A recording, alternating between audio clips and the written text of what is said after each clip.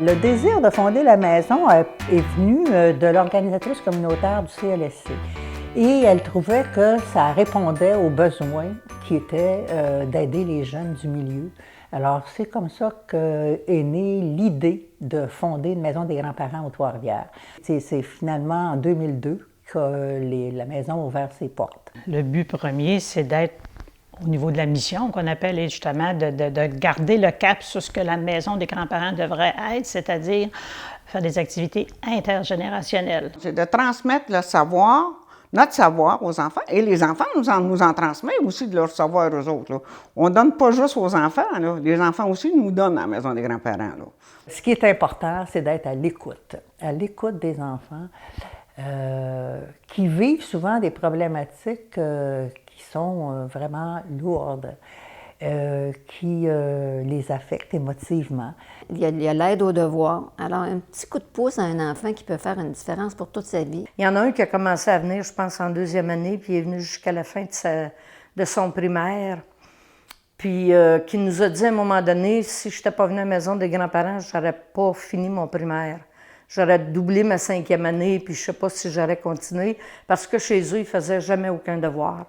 Je pense à une là, qui vient chercher sa petite sœur, parce qu'elle était là, puis là, elle vient chercher sa petite sœur à la fin. Là. Puis tu vois, là, tu sais, pour elle, là, la maison des grands-parents est significative pour elle dans sa vie.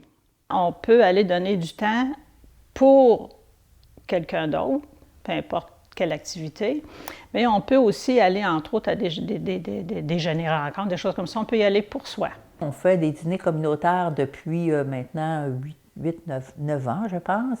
Et le but des dîners communautaires, c'est de créer des réseaux entre les personnes qui viennent régulièrement pour le dîner et briser l'isolement, évidemment. Les personnes qui sont isolées deviennent souvent des personnes vulnérables.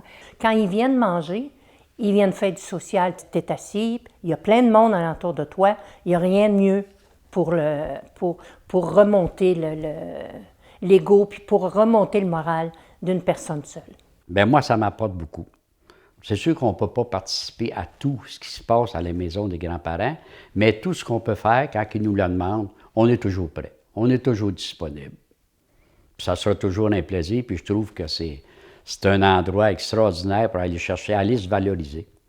On y va parce qu'on crée des liens avec le groupe, puis on coupe nos oignons ensemble, puis on placote. C'est léger, on fait des farces, on chante, on compte des histoires et on s'entraide. Donc, si quelqu'un a le goût de compter une difficulté de sa vie, on l'écoute.